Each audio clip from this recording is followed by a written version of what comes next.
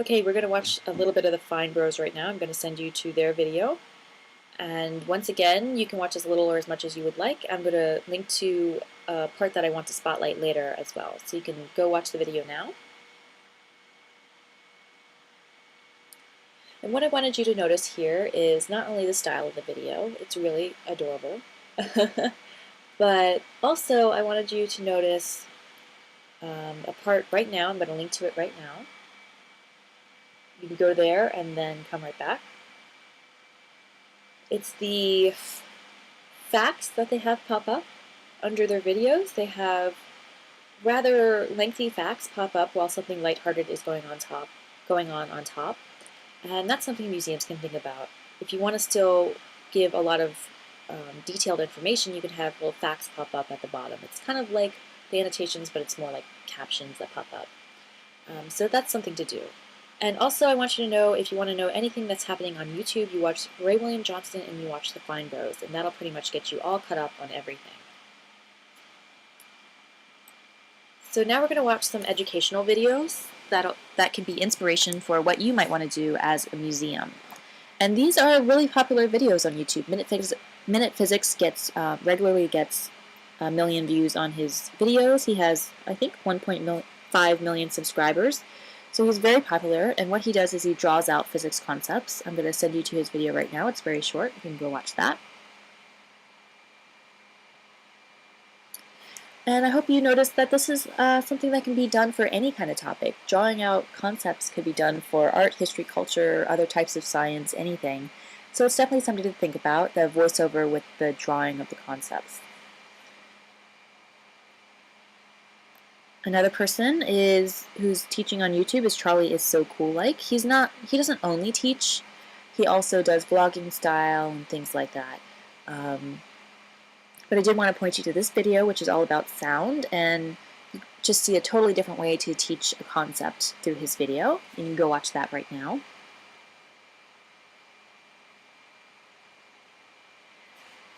So Charlie basically did voiceover and vlogging and drawing all in one, so you don't have to just choose one thing. He also did demonstrations and a little bit of computer graphics in there, so he's very, very creative with his videos. And ukuleles are extremely popular on YouTube. Don't ask me why, I really don't know. And he's just very personable, and he did that in a really great, interesting way. So that's something to think about when you're being inspired by these great YouTube artists. And next thing we're going to watch is Veritasium. What Veritasium does is he teaches concepts in kind of the scientific theory way.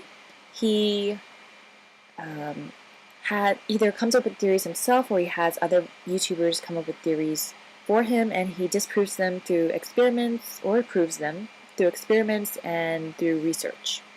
And this one's a little bit long, so you don't have to watch the whole thing, but it's all about trees, so you can go watch that right now.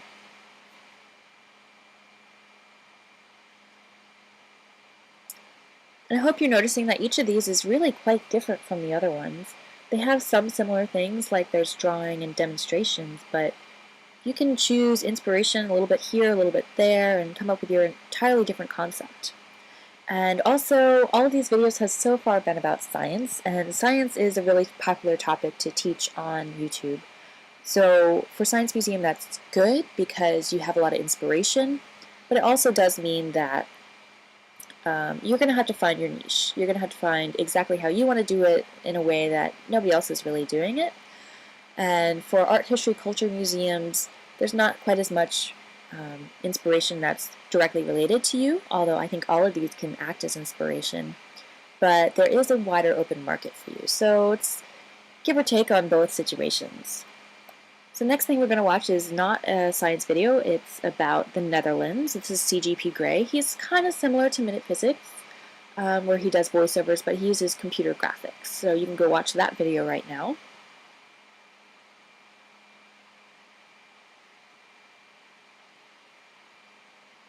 And I think the voiceover approach is something that museums could definitely do. You can either have one person doing all the voiceovers, or more than one person doing voiceovers and the computer graphics or the writing or whatever you decide to voiceover. You can voiceover video as well. And And that way you wouldn't have to have just one face as your YouTube channel. And there's no saying that you have to do that anyway. You can have a whole bunch of different people vlog for your museum, depending on what your staff is like and how much they want to have anything to do with YouTube. So definitely think about exactly if you want one person, or if you want more than one person, if you want to do voiceovers, if you want to have a face. You can do a mixture of both, and just take all of these things as inspiration. The next people I want you to watch are the Vlogbrothers. And if you don't watch anyone else after this session, after you watch this presentation, then I would definitely recommend that you watch the Vlogbrothers, because they have created such a tight-knit, passionate community of followers called Nerd Fighters. And their slogan is DFTBA, don't forget to be awesome. And they fight world suck, which is the suckiness of the world, exactly what it sounds like. And just their community is pretty much one of the audiences that you want to focus on. So knowing more about the Nerd Fighters and what they're all about and what they're interested in watching is very important for museums, I think. And also just being inspired by the Vlogbrothers. I'm inspired by them every time I watch a video. And they just have such a great personality on camera, and they teach so well. So definitely watch the Vlogbrothers, and you can go watch this video right now. It's about economics. So I hope you noticed, both with the Vlogbrothers and Charlie and anyone else who is vlogging, staring directly at the camera, is that they do stare directly at the camera. What museums tend to upload are documentary-style, very formal videos with someone talking to an interviewer who's off camera that we never ever see. And it's just such a barrier. YouTube is all about breaking down those barriers and staring directly at the viewer, talking directly to the viewer, inviting their comments, commenting back to them, and really just breaking down those barriers. The slogan is broadcast yourself, and it's not just that you can put whatever you want on YouTube, it's that you no longer have to go through corporate channels. It's no longer the formal thing. It's informal, talking directly to the viewer, and that's what YouTube is all about. So I hope you notice that they're staring directly at the camera. They're not reading off anything. They do their lines or whatever they're about to say in a bunch of different ways in different parts of the camera, and then they jump cut, really fast cuts in between. There's very little silence. And they get closer to the camera, they get further away from the camera, either side of the camera, off camera to on camera. It just keeps it very dynamic. And what he's really doing is just talking to the camera, but with all these changes and voices and asides and the way they position themselves and the jump cuts, it just makes it very dynamic. So this is very much a part of YouTube. So watch the editing as well as whatever people are saying to be inspired by what they're doing. So that's the Vlogbrothers. Please watch them, and please remember, if you don't remember anything else, remember to look directly at the camera and talk directly to the viewers. Okay, we're going to watch someone who's not educational. This is Banana Jamana, and I just want you to notice her editing style because it's very slick and very good, but I also want you to notice the music in the video. So you can go watch that right now.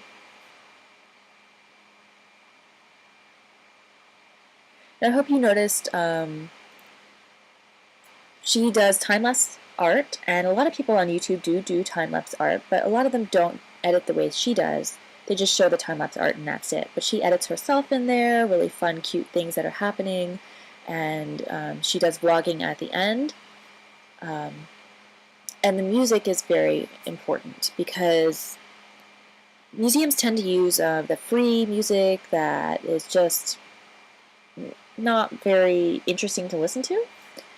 So there are so many musicians on YouTube that would love to have their music featured in other people's videos. And all you really have to do is find the music that you like and contact those people through YouTube. Say, hey, I'm doing a video. I really like your music. I'd like to feature it in my video. I'll credit you in the comments.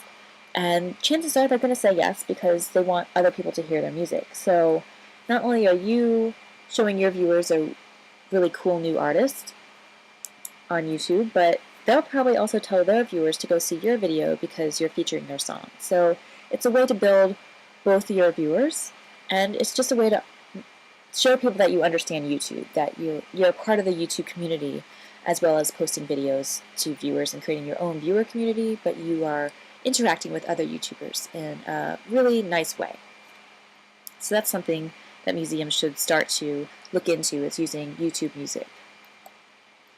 And now I want to show you a museum that is getting it right. This is the Philip L. Wright Zoological Museum at the University of Montana. And the reason they're getting it right is because Hank Green, one of the vlogbrothers, went to this museum and he was shown around by Emily, who's now the main face of the channel.